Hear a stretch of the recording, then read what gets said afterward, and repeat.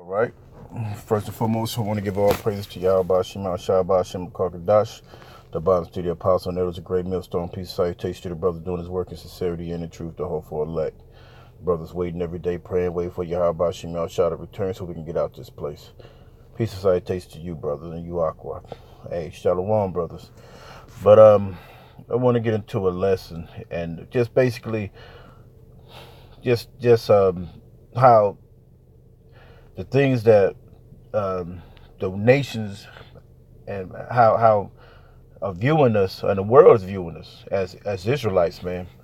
You know, hey, the time is close. They look at us like, they look at us with strange eyes and making, it makes no sense to them. You know, it's just a bunch of noise when we out on the highways and byways. You know, it's nothing but racket. To them, it's just a bunch of guys that's angry. You know, but this is how the world views. You know, so I want to get into a lesson. Let's start it. Okay, this is Acts 24 and 5. I'm gonna just start at 4 real quick. It says, "Notwithstanding that I be not further tedious unto thee, pray thee that thou wouldest hear us to the clemency of a few words, for we found this man." Right? We found this man, fellow. This man a pestilent fellow, and a mover of sedition among all the Jews throughout the world, and the ringleader of the sect of the Nazarenes. Right. So let's go. Let's start at the top. Okay. This is This is Acts 1:24. It says, "And after the 5 days, Ananias and the high priest descended with the elders and with a certain orator named Tertullus, who informed the governor against Paul." Right, because they was talking about Paul because they wanted to kill him. It says, "And when he was called forth, Tertullus began to accuse him, saying, Seeing that by thee we enjoy great quietness, and that very worthy deeds are done unto this nation by this province." Right. So he was saying basically they was good in what they was doing. You know, we accept it always and in all places. Most notable Felix with all thankfulness. Right, because they were getting benefits from, being the Pharisees, or you know and having a good old time at that time. They had no problem. They was doing what the Romans told them to do. Notwithstanding that I be not further tedious. Get the word tedious real quick.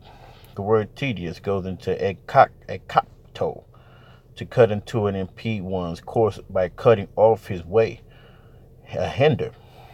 Right? They want to hinder Paul.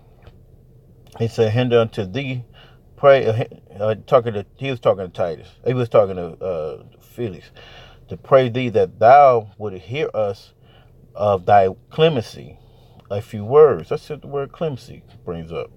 Mildness, gentleness, and fairness. The word is a epikia. All right. It says suitable, that is implicable, equity and mildness, the clemency. So just hear them. Of a few words. "For we have found this man," talking about Paul, "a pestilent fellow and a mover of sedition." Right? Let's get the word pestilent. He's a pestilent fellow. It says loimos. All right? It says loimos, meaning pestilent, a pestilent fellow, pest, or plague, like a disease, man. They call it, and that's how we're viewed. Like, these they like diseases out here. You can't get rid of them. Like a pesky person, like a pest or bug or something of that nature, man. Like, we can't get rid of them. A nuisance, and it's messing up the money that that these people are trying to these Israelites are trying to have in this world. These prosperity doctrine Israelites. That's why T.D. Jakes had that claim that he had that he's the same they just two different flavors or something, whatever. But he was just basically saying that he was trying to recant whatever we tried to do, which what we're trying to do in the spirit. He's trying to do in the carnal. I'm talking about TD Jakes and the rest of these prosperity doctrine teachers and your local Christian pastor. When they don't say that you're Israelites or don't even, when they don't proclaim it, and they try to keep their 501c3 so they can stay rich, hey, we're pestilent to, we're pesky because we know it's a nuisance. Now they try to clean it up, but we're not giving reverence and doing the work in the will, because look, we don't have no type of cathedral churches or a big church, or the dollars ain't coming in. They look at us like we're bums. Ain't that funny? You know, and with like a bum would be. It's pesking. He always begging. It's like a nuisance to have a bum come around and he's always asking, or he's always making noise of some crazy person. It just seems we crazy out here. We look crazy to people out here. It's foolishness, right? So it says in a certain affinity. I'm going down to the bottom. A certain affinity, a plague, literally a disease. So we're disease, and figuratively a pest. A pest could be any type of vermin that you don't like. That's how they look at us when we out here on the highways and byways, right? Okay. And it says the pestilent fellow, a mover of sedition. They say he was a mover of sedition. Standing state. The word is status. All right, the status. It says a standing stasis, a standing station, state, and insurrection, strife, insurrection, right? It's an insurrection. He's causing insurrections, man. It says from the base of, okay, it says the base of G2476, a standing property, the act that is an analogy, position, existence, by implication, a popular uprising. So they say we're causing uprising. Hey, the uprising is that the ears are being met with the elect, and the elect is coming out, and it's an uprising because it's an influx of Israelites hearing this word, and it's their uprising, and they're calling out to the name of the Lord Yahweh Hashem Yahushua. It's an uprising to them, man.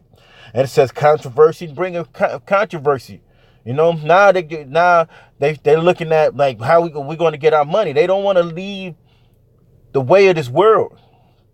It's a dissension, because we're not in the same category as we deal with these guys, and meaning in the fact that we have to we're not in the same chord. We're not in one accord with them, right? It's insurrection and standing uproar. So we're uproaring. They don't like that, man. It's pestilent. It's worried to them because now they're worried. Now they're trying to save face. They're trying to do quality control. They're trying to say we're the same and different flavor.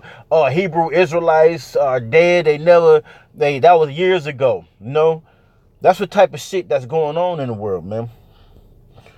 It says, essentially among all the Jews, the men that signed cry for this thing, man, throughout the world. So throughout the whole world, this message is going throughout the world, man, from the four corners of the earth. It says that in the scriptures, bro. It says that in the scriptures. And the ringleader of the sect of the Nazarenes, right?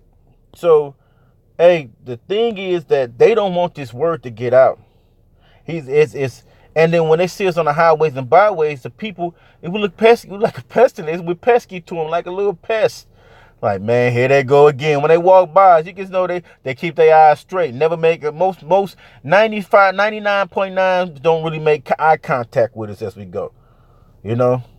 So we look foolish, and we look like we just making noise on the streets when we proclaiming the name of Yahweh Hashem Yahushua, not knowing the world don't know what's in store. It says throughout the world.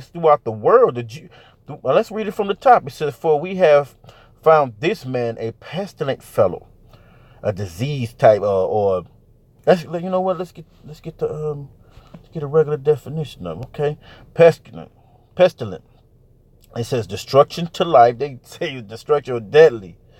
Yeah, this thing, this truth is deadly to the rest of the world, man. All right? It says causing annoyance and troublesome, harmful or dangerous or morals or public order or pernicious, right? But it says a causing annoyance, man. So we're annoying these people. We're annoying the rest of the world with the truth. It bugs them, man. All right, and it's troublesome to them, man. Because look, man, we gotta try to clean this up. All these doctrines are coming out, and you got Israelites that don't want to say nothing about the so-called white man. Oh, we're gonna lose what we're trying to gain. We're going to try to make progress. That's why they don't say the name of the Lord. All right. Okay. So let's go to. I'm gonna go to Acts 6:13. Acts 6:13. It says, and set up false witnesses. Let's go up to verse 12. It says, and they stirred up the people and the elders and the scribes and came upon him and caused him and brought him to council and set up the false witness, which said, this man ceases not to speak blasphemous words against the holy places and the law. Right? They said we out here. Hey, that's blasphemy, man. That's nothing. Y'all put yourself. Y'all talk about this, that, and that, but what I learned, my tradition, my grandma taught me, man, fuck all that. That's why you in the predicament that you in. Let's read 14. It says, so we have heard him say that this Jesus of Nazareth shall destroy this place and shall change the customs which Moses delivered us. So they was like just being stupid. They're being ignorant in the scriptures. They knew, but they heard this thing because what? It was going to take them from the benefits that they were looking for.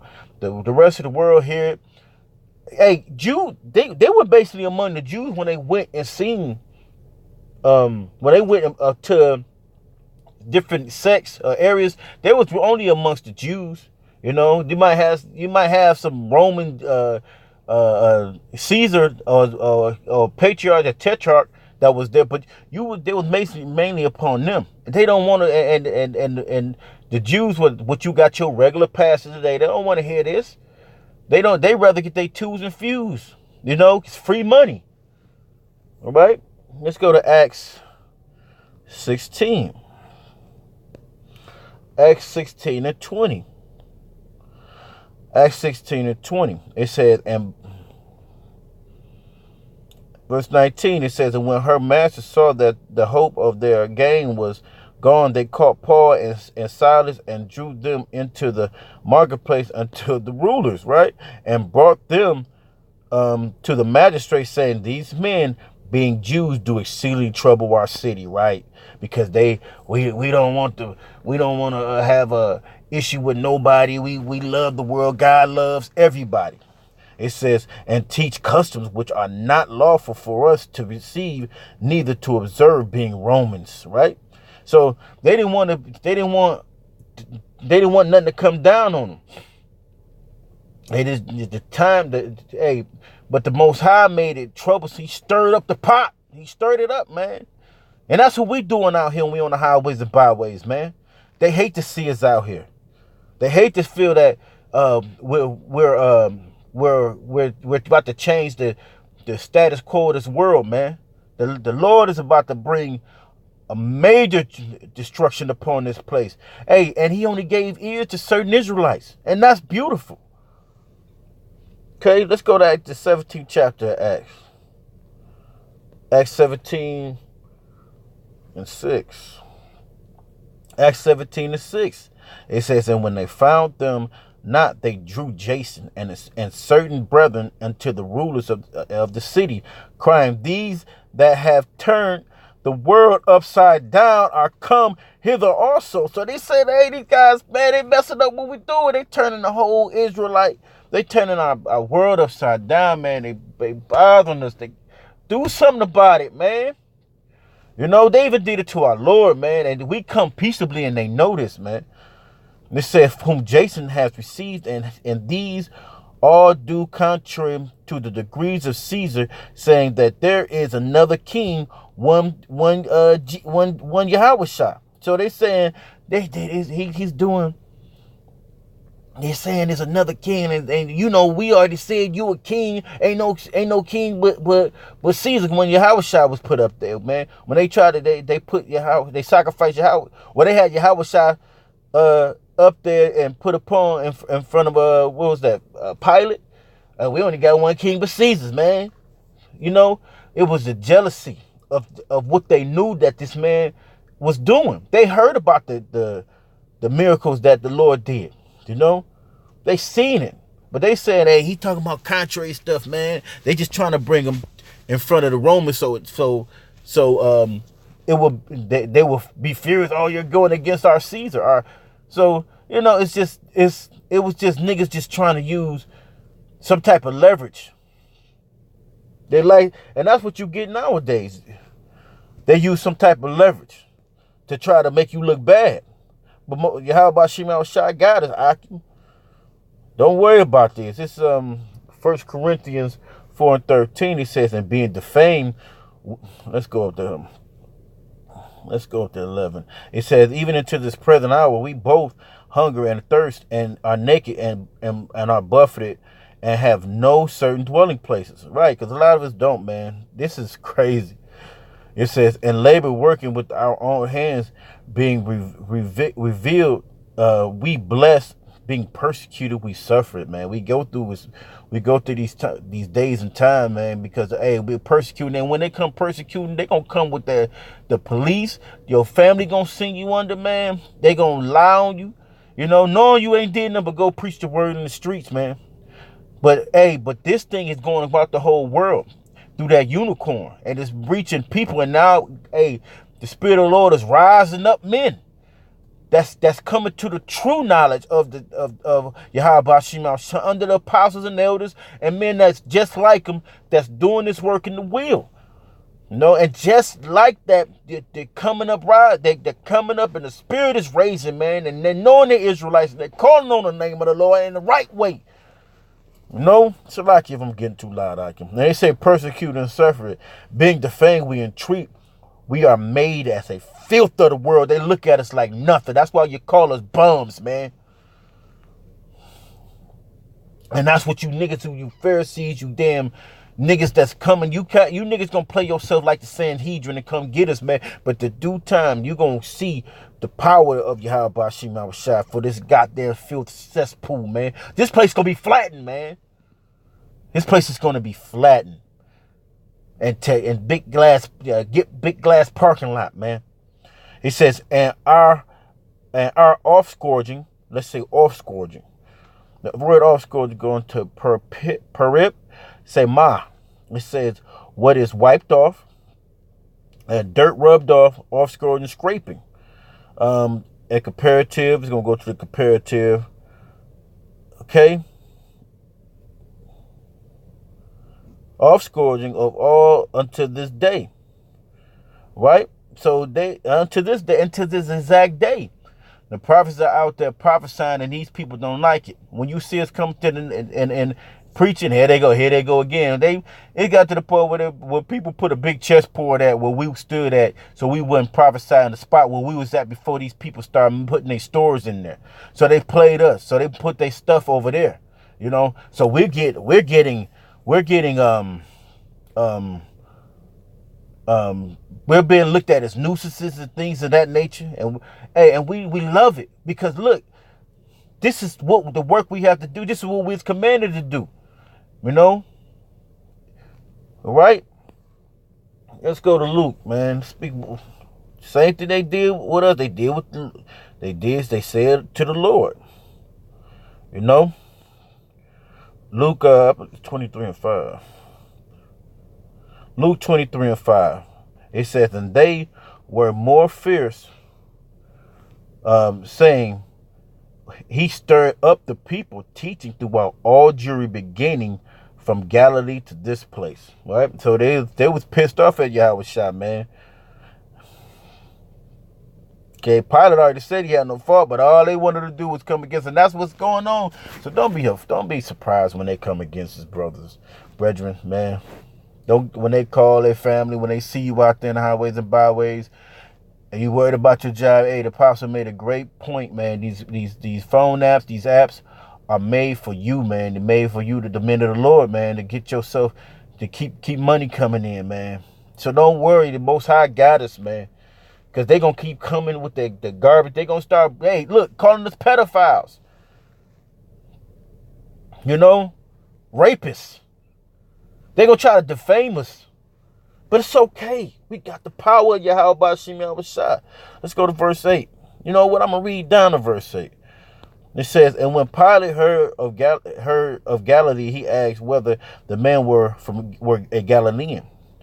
And as soon as he knew that he belonged to Herod in the jurisdiction, he sent him to Herod, who himself also was at Jerusalem at that time. So he sent Yahweh to Jerusalem. Always Herod was there at that time. So hey, he watched his hand of that shit. It says, and when Herod saw Yahweh, he was exceedingly glad, for he was desirous to see him of a long season, because he had heard many things of him, and he hoped to have seen some miracles done by him. So Herod even knew about the miracles, man. Herod knew all about the miracles that was done. So if he knew about them, the tetrarch, or the guy, the Herod, he was let's pull up Herod. Right. He was a royal okay. Herodes. Okay. The name of a royal family that flourished among the Jews in the time of Yahushua and the apostles, right? Herod the Great was the son of Antipater, the Idumean. Yep. Okay. Right. Right. Okay. So he went to see Herod, right? And he said, let's read verse 8. He says, and when Herod saw Yahushua, he was exceedingly glad, for he was desirous to see him of a long season. So he heard about him for a while. He heard what he did. It says, and because he heard many things of him, which he hoped to have seen some miracles done by him. And he's seen the miracle, and he heard about the miracles. That's why some of these guys, they seen the miracles and they still left. They stopped being disciples of him. When he said certain things, they were not spiritual, man. And you got guys that come in here, but still, that's not the topic. The subject is the world look at us as big pestilences, man. And it's funny because we might cuss them out, etc. But they know we don't do nothing else but do what the books say, you know. So. And Yahushua answered him nothing. Let me read verse 9. It says, and then he questioned him with him in many words, but he answered him nothing. So Yahushua didn't answer him, man. All right? So that made him mad. That's it. So let's finish this off, arguing. Because this work is going to be done regardless, man. Let's go back to Acts. Acts chapter 5, verse 38. Acts 5 and 38, it says, and now I say unto you, now let's go up a little bit more. Let's go to 36. He says, this Acts 5 and 36, he says, before these days rose up Thaddeus,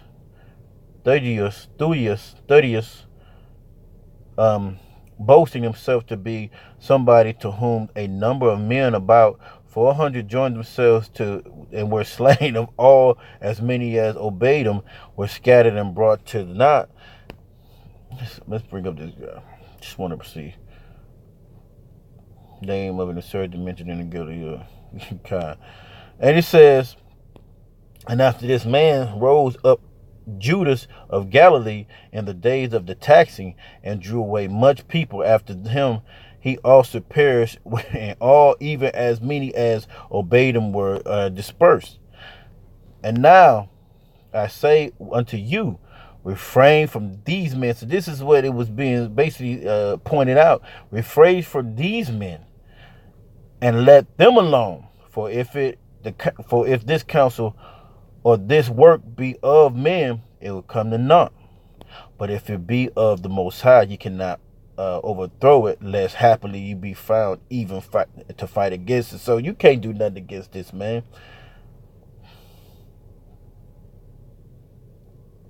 And they put their hands on the apostles afterwards, man, because they had to do something to them.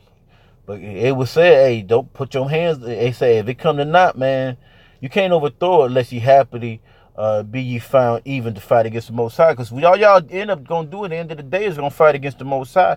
The chariots going to come and they're going to obliterate you, man. The men of the Lord going to change those bodies into Superman, man, and come to destroying this place. America going to be flattened, no doubt, man.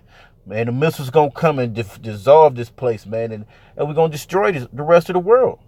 And then we're going to bring, it's going to usher in the kingdom of heaven, man. And Israelites going to be happy after that, man. But, hey, we are looked at in the world as irritating nuisances. Hey, but we still doing the will of Yahweh Shema Shah. So with that, hey, peace, shalom to you brothers and Yakim, and shalom.